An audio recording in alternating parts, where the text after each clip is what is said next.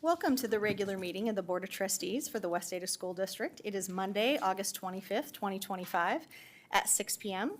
We'll begin tonight by saying the pledge, and Trustee Redford will lead us in that. Ready? Begin. I pledge allegiance to the flag of the United States of America and to the republic for which it stands, one nation, under God, indivisible, with liberty and justice for all. Nice job, Angie. Madam Clerk, are there any changes to the agenda? Madam Chair, there are none. All right, we'll turn the time over to Dr. Bubb for his update. Oh, we will say also, Vice Chair Ozuna is absent this evening. Her plane decided to leave an hour late, so we're missing her, but wishing her safe travels. Madam Chair, trustees, I just want to celebrate a lot of people tonight. We started our school year with a strong school year. That means we opened up the largest restaurant business in the state of Idaho.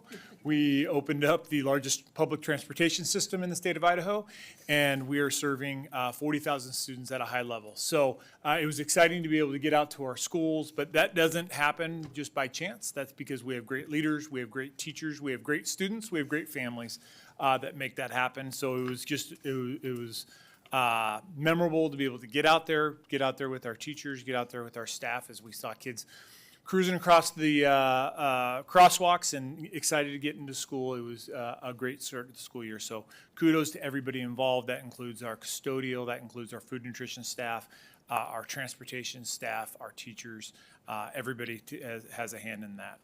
Also on the agenda tonight, we have our CTE Center.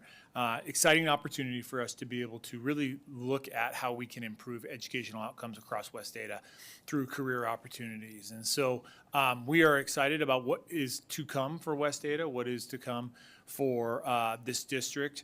Lots of opportunities out there to talk about West Ada being a workforce development organization, not just a schooling organization, which is obviously very important. Education is important to us, but education looks differently today than it did, let's say 10, 15, 20 years ago. And today, we believe that we are the largest workforce development agency in the state of Idaho. And so we're excited about that. We're excited about what is to come and what opportunities will come from that. So, and then the last one is, extracurricular activities also start. So as I'm looking at Mountain View High School here and some of those folks, we have about 6,000 students district-wide that are participating in extracurriculars. We know when kids get involved in extracurriculars, they're more likely to graduate, they're more likely to do better in school. All of those things go along with that. Mental health is better. And so we are thankful for our coaches. We're thankful for our activities directors.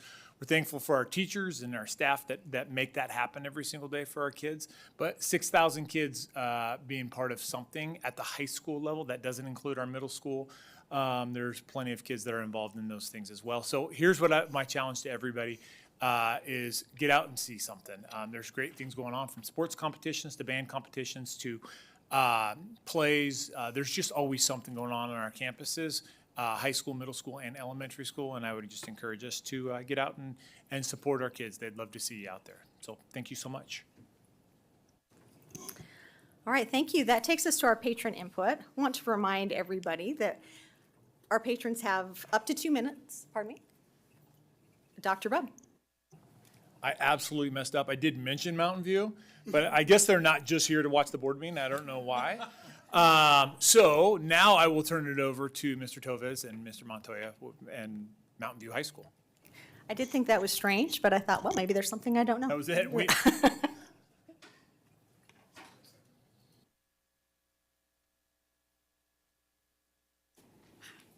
Madam Chair, members of the board, and Dr. Bubb, thank you guys for having us tonight. My name is Sophia Hill, and I'm this year's ASB president for Mountain View High School. Hi, and I'm Zach Dowdle. I'm the ASB co-vice president, and today we want to share how proud we are of our school, Mountain View, and some things we're looking forward to this upcoming year.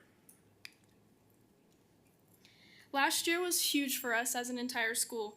Some highlights were that we earned 2 academic state championships from our girls cross country and girls state track teams, which shows how dedicated we are to excelling in school and on the field as well. We also brought home 3 state titles with the boys swim team, the boys golf team, and the track and field team for both boys and girls. On top of that, our school earned second place in the School of Excellence out of 32 6A schools. We earned this based on our athletics, academics, sportsmanship, and community service. We also know these successes don't happen without the support of our teachers, staff, and especially admin. Adding on to that, what makes our school the best isn't just the trophies and awards, it's the culture and spirit as well. Our student body is inclusive, supportive, and spirited. You could walk into a football game last year and immediately feel the energy from the student section. That's the spirit that we want to keep building. People show up for each other, whether it's cheering in the student section, supporting clubs, or just being someone others can depend on. Our community really has shaped into something incredible. That's what makes Mountain View feel like family. This year, we plan to build on that momentum. As a student council, our goals are to carry on many traditions of Mountain View, but also create some of our own. So far this year, we've been able to have our new student orientation, which gave a big welcome to all of our incoming freshmen, as well as the first day assembly, which got everyone excited for this year, and a great turnout seeing Mr. Montoya win a 3-point shootout with the whole grade levels. We also had a great turnout for Senior Sunrise with almost 300 of our seniors showing up. We want to get even more students involved in school events, community service, and of course, keep them aiming high in academics and athletics. We have goals to expand our inclusivity by having dress-up days, fit for everyone, and really try to include all groups and people in our school activities. One special event coming up is our homecoming week. That week, we are doing dress-up days for each day and a field day where all of the kids get to play yard games during lunch. We will be bringing in food trucks throughout the week so that our students can enjoy lunch as well. That Friday, we're doing our homecoming assembly, where we do our royalty and fun games to include all of the student body. As always, we will be loud at the football game, and with a filled halftime show, that will be fun, and an awesome tradition of burning of the bowl afterward the game. We are so excited for all of our fall sports as well and activities and showing up for our fellow Mavericks. Thank you so much for your time and for always supporting our school. We are so proud to represent Mountain View High School, and we're so excited for what's ahead of this year. Go Mavs! Thank you so much, and we would love to do a picture. If you can come forward, we'll come down to you and take one.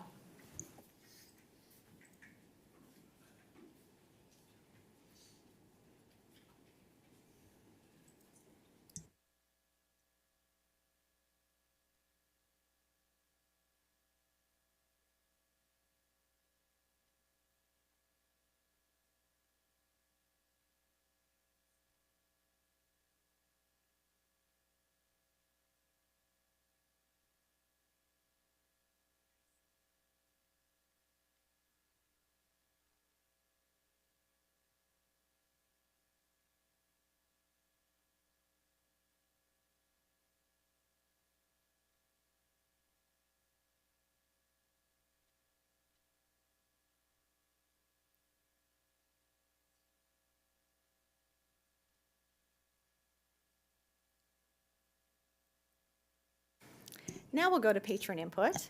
And as a reminder, everyone has up to 2 minutes to speak. You don't have to take that full time, but if you do, that's great. We'd ask that you keep it to policy, procedure, not to individuals or individual employee needs. And we also ask that you be a member of West Ada School District. So with that, we have one person that signed up tonight. And Ethan, if you want to come up and state your full name for us and what agendized item you'd like to speak to for patron input.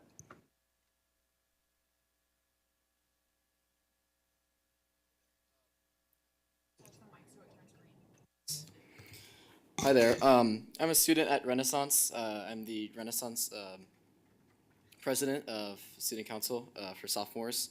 I come here with the specific emphasis on the policy of 0602.40 AR2.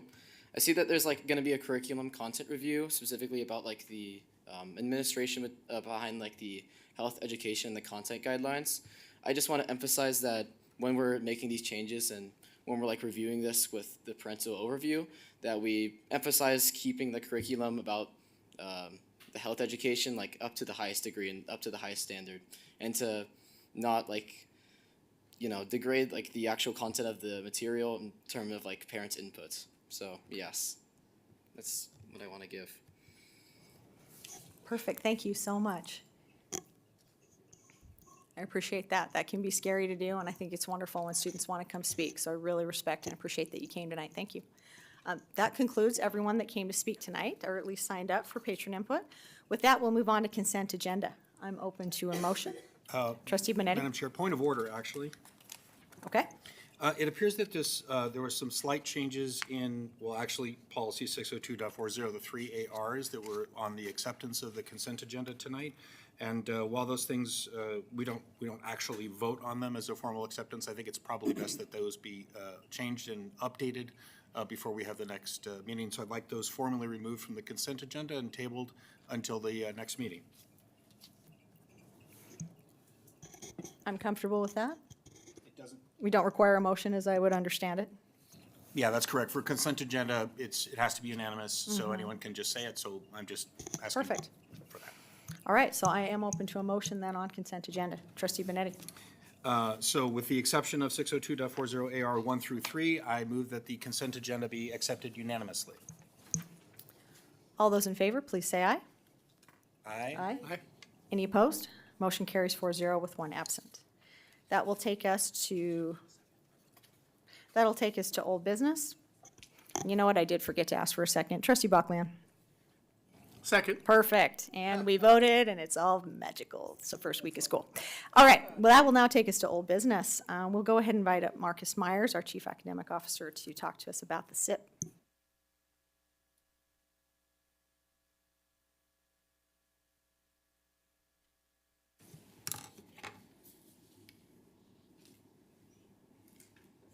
All right, good evening, Madam Chair, Trustees, and Superintendent Dr. Bubb. Tonight we have the opportunity to discuss the second reading of the SIP, or the Continuous Improvement Plan. Before we discuss in details about what composes the SIP, I'd like to take a moment to talk about how the SIP is used in West Ada. First of all, in West Ada, we establish non-negotiable systems and structures of common instructional practices, and we do that to ensure consistency of high-quality teaching and supportive learning environments across every single school and classroom in West Ada, and make sure that we provide the academic and behavioral supports necessary to maximize growth in our students each and every school day over each and every minute. We define the conditions in all schools that guarantee consistent, equitable, and effective learning experiences for every student in every classroom every day, regardless of where they may go to school. We want to ensure that we have systems of support in every classroom. To us in West Ada, the SIP is more than numbers in the data set. I know I speak to this each and every time, but there is a face, a story, a family, and a student behind every single percentage point that we'll talk about this evening. And this data is evidence of the impact that we collectively have together over student learning outcomes through the shared commitments that I mentioned above. Those outcomes are so important that I want to ensure you that Chief Academic Officer Rhonda McDonough and I and our teams collaborate greatly and closely on this plan. It takes all of our teams to ensure our students' success and our combined and aligned practices toward this success. Again, for review for our trustees and for our patrons, the Continuous Improvement Plan is required by statute in its format and in those reported areas. It is board approved and submitted by October 1st. In between the second reading and the third reading, I'll submit this to the State Department of Ed for feedback and return to you prior to October 1st for a final reading and your possible approval. We established goal setting by cohort, meaning that we looked at groups of students that move up a grade level each year, both students within grade level bands and then within subgroups. Typically, in each one of those areas, we provided a 3% ambitious growth target in each area identified in the SIP when applicable. Please note that based on guidance recently sent from the State Department of Ed, we'll be adding some additional metrics to this on the third reading. I'll be sure to describe those to you in detail when we add those before that reading. And chiefly, this will be in the area of FAFSA percentage completion rates of our students. A good number to closely watch and monitor as that provides college and career opportunities for our students. Likewise, we'll bring before any suggested revisions that are provided for the State Department of Ed prior to that final reading and keep you informed of all of that. Now, the SIP plan is attached in each one of those in detail, and although I'm not going to go detail by detail through that, I do want to end in conclusion by one, thank you for being part of what I assure you, are a very relentless team of educators that will not let off the gas. That we're always focused on chasing student achievement each and every moment, and through the combined efforts of not only our academic departments, but those departments in our district who establish the conditions for success across our schools, whether it be facilities, nutrition, transportation, or the finances to get it done, or how we communicate that work out, or the technology tools that allow us to make it happen efficiently across our district. You are looking at a very dedicated team of educators who use this SIT plan for more than just a report that we turn in weekly. It is a report of the outcomes, and at the end of the day, a report of the students, of the success of our students in our district. And with that, I'd stand for any questions that you may have around the SIP upon review of the SIP plan itself. Thank you. Any comments or questions? No, you've presented to us the full SIP plan, previously, and it's fantastic. I mean, the test scores we're seeing, the progress that's been made over the last several years is phenomenal, and thank you. It's the best thing I can think of to say. Absolutely. Thank you so much. All right, that will take us to 502.80. All right, again. Oh, thank you, Ken. I'm quick on the trigger too. Madam Chair, trustees, and Superintendent Dr. Bubb, Policy 502.80, cell phone and personal electronic devices and its associated administrative regulation, come before you as a revised policy in third reading and action. If approved, the policy will include statutorily required disciplinary consequences for the infractions and the definition of the school day when students may not keep cell phones or other personal devices on their persons. No suggestions for revisions were received since the second reading. And with that, I again share my appreciation and stand for any further questions that you may have. Any comments or questions? All right, I'm open to a motion. Trustee Benetti. I move that we accept policy 502.80, cell phone and personal electronic devices as presented by Chief Academic Officer for Student Success, Marcus Myers. Is there a second? Trustee Buckland. Second. Any discussion? Seeing none, all those in favor, please say aye. Aye. Any opposed? Motion carries 4-0 with one absent. That will take us to Ms. McDonough to present to us High School Commencement Ceremony 603.21. Good evening, Madam Chair, trustees, Dr. Bubb. Again, we are here tonight for the third reading and action on policy that you just mentioned, 603.21. No changes were recommended in the first or second reading. Changes create consistent practices among our schools. I would be happy to stand for any questions or comments. Any comments or questions? I'm open to a motion. Trustee Benetti. I move that we accept policy 603.21, high school commencement ceremony as presented by Chief Academic Officer for Teaching and Learning, Rhonda McDonough. Is there a second? Trustee Buckland. Second. Any discussion? Seeing none, all those in favor, please say aye. Aye. Any opposed? Motion carries 4-0 with one absent. Thank Trustee you. Benetti, your mic is on. Can I get you to shut that off? Thank you. It's giving feedback. Thank you, appreciate your support. Again, our second one for also third reading and action is policy 603.22, advanced opportunities. This is again the third reading and we're asking for action. I'm happy to answer any questions or comments. Just to note, there were no additional changes in the first two. Any comments or questions? I'm open to a motion. Trustee Benetti. I move that we accept policy 603.22, advanced opportunities programs as presented by Chief Academic Officer for Teaching and Learning, Rhonda McDonough. Is there a second? Trustee Buckland. Second. Any discussion? Seeing none, all those in favor, please say aye. Aye. Any opposed? Motion carries 4-0 with one absent. Thank you. Thank you for your We'll support. Turn the Appreciate time it. over to Ms. Shepherd to present to us 203.02. Madam Chair, members of the Board of Trustees, Dr. Bubb, I am presenting Policy 203.02, Agenda, Regular Meetings for its second reading. At the first reading, General Counsel Mrs. White introduced the proposed updates to the policy. Since then, revisions have been made incorporated based on recommendations from Chair Frazier and feedback regarding public comment procedures. Specifically, the language has been adjusted in the section addressing public participation. The original proposal stated that patrons shall have at least 2 minutes to present their public comment. This wording has now been revised to state that patrons shall have up to at least 2 minutes. This adjustment ensures that patrons who wish to provide input are granted the opportunity to do so, while also clarifying that there is no obligation to speak for a minimum of 2 minutes. The change was recommended to provide both flexibility and efficiency while maintaining open access for public participation. With these revisions, policy 203.02 is now presented to the board for a second reading and consideration. I am happy to answer questions or take any recommendations back to Mrs. White and the Policy Review Committee. Any comments or questions? Trustee Benetti? These are just some comments because this has to do with agenda. I think these changes are likely going to be approved at the next Policy Review Committee meeting, but just because this is where the public engages, we want to make sure that we're clear on a few things. Number one, this will affect the change that only those who reside within the district will be allowed to speak. That's actually statutorily required, but historically we have not put into place, so that's a reinforcement. Second, this will effectively remove the written comment portion, which we have done historically for the past 4 years or so. It hasn't been used, and people have the opportunity to send us email and so forth, which they do quite frequently, so we're removing that. As part of that, we're also probably going to make some changes, and these have not been formally approved by the committee, but leaning this direction, where as opposed to saying that we must state the name and address, meaning they could sort of imply that you would verbalize it, it will actually change to provide name and address so that it's just less of an encumbrance so that people don't have to sort of dox themselves when they talk. But we still have to require it for statute.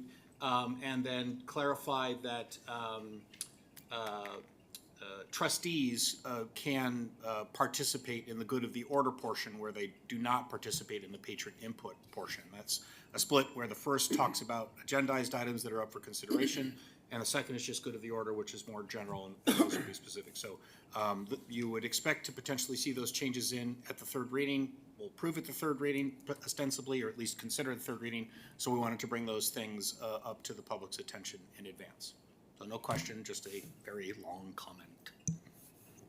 And I'm going to chime in on that for just a second because I agree with Trustee Benetti and what he just said, but wanted to clarify that patron input has been used occasionally. We've definitely had people comment at times, but in conversations I've had with him and with others, I respect that really being able to email us achieves the same thing. So we have kind of that duplication, and sometimes it's confusing to know where to go to find things, so it makes more sense to keep it specifically to email. So that, I agree, I think that's a good move. Any other discussion? All right, thank you so much. That will take us to new business. And Dr. Reinhardt, you have some fun things to talk about.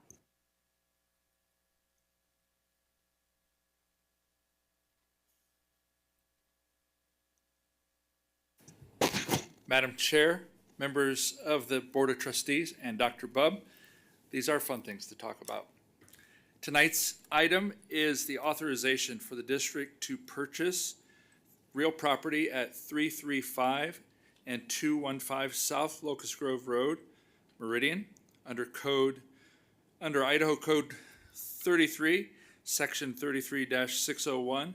We are empowered to acquire property necessary for the district. An independent appraisal by Langston and Associates, dated February 27, 2025, is on file.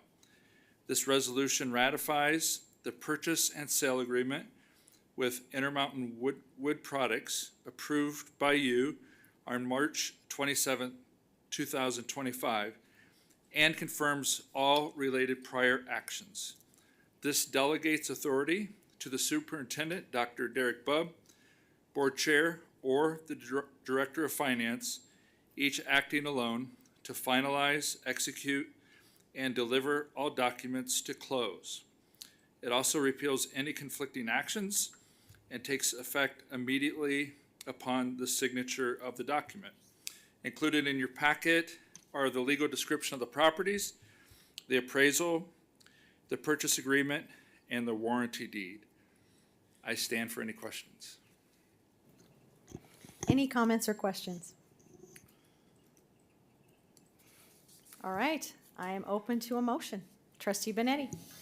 I move that we approve the resolution to enable the board chair and superintendent to accept the West Ada School District purchase of the CTE Center. Is there a second? Trustee Bachland. Second. Any discussion? Trustee Redford. Well, I've been reflecting on the 4 years that I've spent as a trustee, and I cannot think of another vote that I've been more excited about than this one tonight. And I just want to express my appreciation to the district for discovering this gem and jumping on it, recognizing the incredible opportunity that this is, and then also a huge thanks to the Idaho State Legislature for the 521 money or funding that made it possible for us to jump on this opportunity. This is really a fiscally responsible move. I can't remember how much it would have cost the district for us to just build this, from the ground up. But for us to acquire this is amazing. I was reading Fortune magazine, not like the hard copy, because who does that anymore?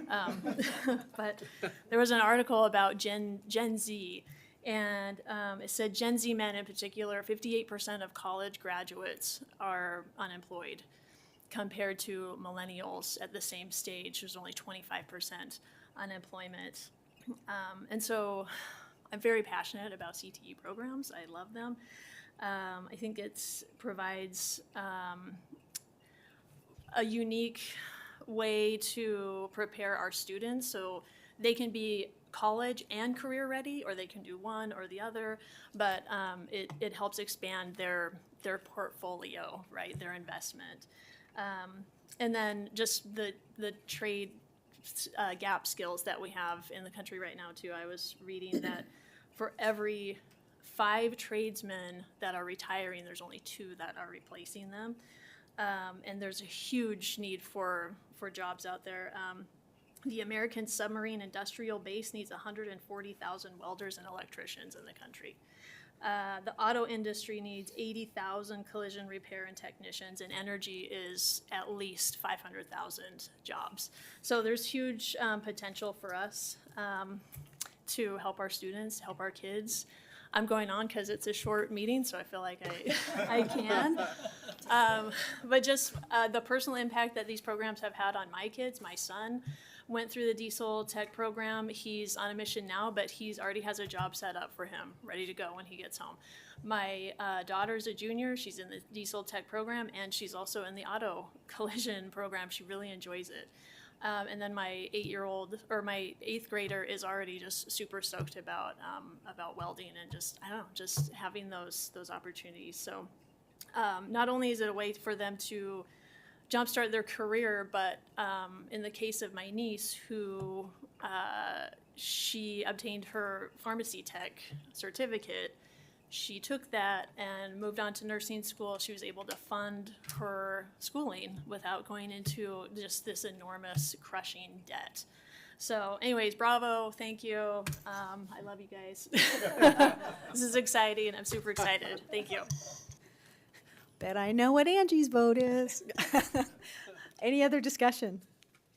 I feel like that covered it pretty nicely. All right, all those in favor, happily, please say aye. Aye. Any opposed? Good. Motion carries 4-0 with 1 absent. That takes us to good of the order. Is there anything anyone would like to add? We don't have anyone signed up for good of the order, so I am now open to any future agenda items. I am now open to a motion to adjourn. Trustee Redford. Motion to adjourn. Is there a second? Trustee Buckland? Second. Any discussion? Seeing none, all those in favor, please say aye. Aye. Any opposed? Motion carries 4-0. This meeting ends 29 minutes, 6:29.